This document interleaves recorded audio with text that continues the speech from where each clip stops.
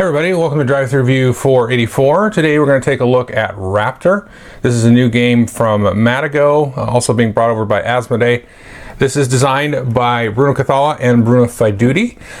It is basically Jurassic Park the game. What you're doing, it's a two-player game where one player is the scientist and they are trying to capture these baby raptors and avoid the mama raptor who's trying to eat them. And then one player, of course, is the mama raptor and the baby raptors trying to avoid capture and try to escape from this sort of environment and also to eat all the scientists. So it's got some interesting card play mechanics. Each player has a small little deck of cards that allow them different special actions and will also give them action points that they could possibly spend to move their scientists or their raptors around the board and so on. So let's take a look at the mechanics and then I'll tell you what I think of it. So here you can see everything that you get in the game. You can see that there is a modular board here, which some of the pieces are on. There is a double-sided nature to this board where you have kind of a desert side there. These are randomly twisted and turned and put out differently every single game. Then you've got these kind of end pieces here. The players themselves will put out their figures. So the Raptor player will put out the mama raptor there in one of the two central tiles, and then she's going to put out her baby raptors there on some of the other tiles there around there. So she's going to have 5 baby raptors and then the mama raptor, and then the scientist player will put out these white scientist figures, and these are in different poses here, and these are going to each have one on these little sort of end tiles like so. And you're going to have some other scientists you can see kind of down here off to the side. You'll play cards to get them out onto the board, and everything's going to be driven by this deck of cards. Each player has a different deck, but what players are trying to do is the scientist player is trying to capture 3 raptors. You can see you've got spaces for 3 raptors there. 3 baby raptors, I should say. And the Raptor player is trying to either eat all the scientists, so at any given time there's no scientists on the board, then the Raptor player will win, or if 3 baby raptors escape. And the way a baby raptor escapes is if it moves ever into one of these sort of half circle spots, then it's immediately removed off the board and then added to the escaped baby raptor spot. And once they get 3 escaped baby raptors, then the Raptor player can also win that way. Some other components, you have these cool little 3-dimensional rock pieces there, and each of the tiles has like a little rock space, and this just tells you where to put these out. And so these act as obstacles for movement as well as line of sight if a scientist is trying to shoot at the mama raptor and there was a rock in front of it, then they couldn't do that. There's also some fire tokens which the scientists can put out and the mama raptor can magically extinguish. I'll talk about that in a minute. And there's also some different bullets here, and these are the bullets that the scientists will spend. But let's talk about the card play. So to start the game, each player is going to draw 3 cards off the top of their deck, and they're going to choose one to play simultaneously. Let's say I wanted to play the 3 here. I'd put that face down, and then the Raptor player will randomly play this card. We're going to reveal them, and whoever has the lowest number, 3 and 7 in this case, will be able to do the special ability depicted by those icons there. Whoever had the higher number is going to take the difference in the numbers, so 7 minus 3 is 4, and now the Raptor player is going to get 4 action points, and each side can do different things with those action points. Now if the card numbers were the same, they would cancel each other out, and then we would just play a new card. Now as you play these cards, you're going to discard them and you're going to lose them. You won't have access to them until you play your 1 card, and each side has a 1 card which has a special ability and also triggers a reshuffle and redraw of your deck, so you can replenish your cards and maybe get at some of the cards that you really want to use at given points. So what are the different things that you can do? Well, with your action points, you can do a number of different things if you're the scientist. You can move 1 space on the little circles there. You can shoot the mama raptor if you have line of sight. So if there's no rocks or no other scientists in front of you, you can hit the scientist. Now sometimes scientists can be feared, and you can lay them down like that. That won't block line of sight, and baby raptors won't block line of sight. Now what you do is you take and you will flip over and give this bullet token over to the Raptor player, and they're going to mark that, and that's going to hinder the mama raptor, which I'll talk about in a minute. So you can move, you can shoot, You can also put a baby raptor to sleep, and you just take an action to do that, and you'll just lay it down like that. And then after a baby raptor is asleep, you can capture it. Now, shooting either the mama raptor or putting the baby raptor to sleep or capturing the baby raptor is considered an aggressive action. One of those three actions is an aggressive action.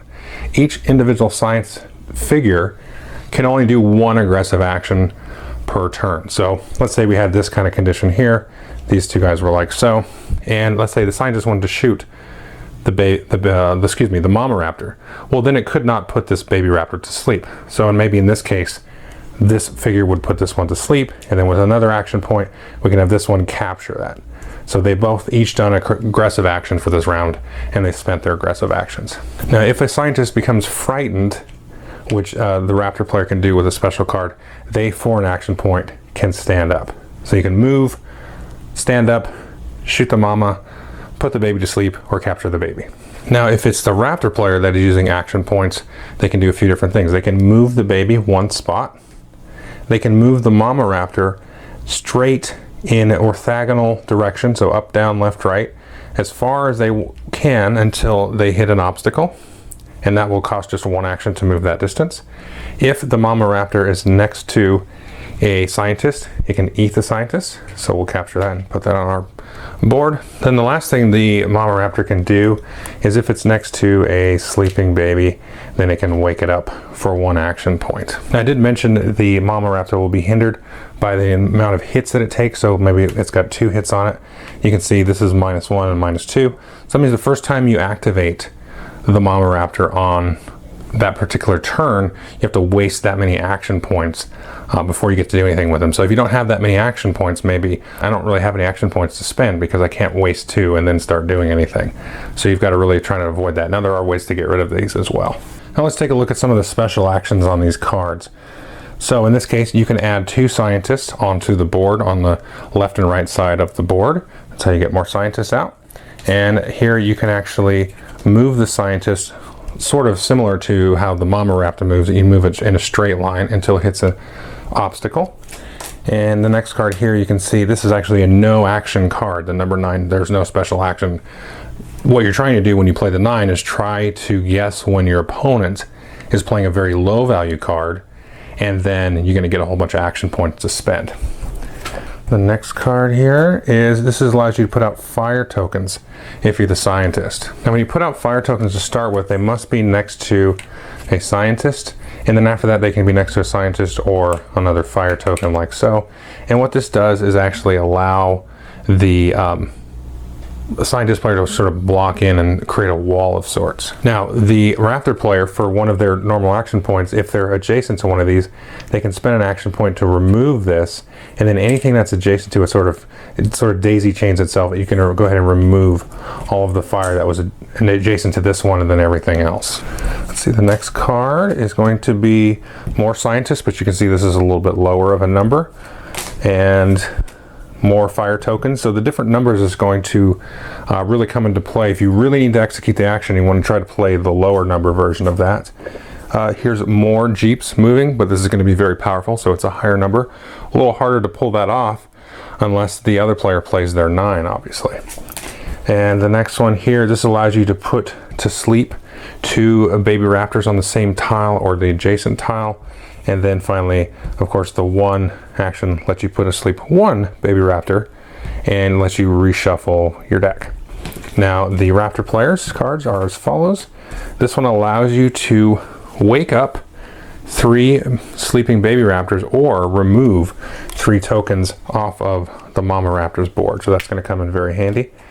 The next one is, this one allows you to sort of call and move any awake raptors to the same tile as the mama raptor. And this one allows the raptor to come off the board, let the scientist player take their actions, and then you can put the raptor back onto the board. And then the next card that the scientist plays, they have to play it first before you play, so you get to see what it is. A little spy card. Same with this one here. And this next one is the number 1 card, so it allows you to move 1 baby raptor to your tile, and then you'll do the whole reshuffle everything. And then this one here allows you to fear a scientist, and you can fear any scientist on the board. And the next one here is remove 2 sleeping tokens or wake up 2 baby raptors. And then fear 2 scientists, a little harder to pull off, of course, because it's an 8. And then finally the number 9, which allows you to hopefully get a whole bunch of action points. Okay, so that is Raptor. What I think of it? Well, I really have enjoyed playing this with my son. He's really liked it. It's very, very interesting in terms of learning when to kind of time your actions and then figuring out which actions are going to be important, and also when to play the 1 card to get back those important actions. Because if you get a lot of sleep tokens on your Raptor, then they're not going to be able to do anything, and they really kind of drive and direct all of the cool stuff that's going to happen. You can kind of, you know, pull the baby raptors over to you, go eat the scientists. You can get around the board quickly, put out fires, which are very annoying in terms of blocking off your baby raptors from trying to escape. So if you play your sleep cards, maybe to wake up raptors, and then they shoot you again, and you don't have any sleep cards, you've got to really think about or hope to draw the 1 card that will allow you to reshuffle that deck. So there is a good amount of consideration and kind of hand management kind of stuff that's going to happen with that. And you're going to kind of know, okay, they've already played this card, and it even gives you a little list of the other players' cards on your player board. So you can go, okay, they played the Jeep, and okay, you know, this one. And so you can kind of try to figure out and sort of take a good guess or sort of push your luck in terms of what's possible. And there's some nice sort of tactical, strategic kind of stuff with the scientist side, trying to put out fires, get your scientists in such a way that it can block the raptors from getting back to the mama or getting to one of the escape tiles as well, but also not leaving yourself so wide open that, you know, the mama raptor just flies around and eats everybody. Because right at the beginning of the game, she's super powerful, especially if she doesn't have any sleep tokens on her, so she can really jack things up. So you really want to get those cards out where you can add more scientists to the board, because if you've got, you know, 2 scientists eaten already, there's only 2 scientists left, you're pretty vulnerable, and you're not really going to have a lot of things to do in terms of, you know, kind of building sort of a perimeter around the raptors. You've only got 2 maybe on one side of the board, where everybody else can just leave the other side and the mama raptor can come eat you. So there's some cool considerations there. And then the kind of push your luck is like, okay, now this turn I'm going to play my really high card and try to get a ton of action points and do some very, you know, specific things that I need to do. It takes, I don't know, 20 minutes, especially after you've played it once. And then, you know, you kind of get the sort of timing of the game. So it's, I think it's a good kind of family game. It's got a good theme. All the information is really easy to digest. It's all kind of right on that board. I know it's kind of small font, but I just handed the game to my son, and I was like, here's the cards, and then you just read what it does when you draw the card. And he's like, okay. And so you only have 3 cards in your hand. He reads the 3 and he's like, okay, I'll play the high card or play this. So it's very easy to get into in that regard. But you know, there's some good tactics and strategy kind of built into the game, and the production's very nice. You know, the art on the cards is really cool. The cards are very big, you know, and you know, it's got cool little plastic miniatures and all that kind of stuff too. So it's a good production, good family game, good fun, and it plays really quick. So I would definitely recommend this game. Thanks.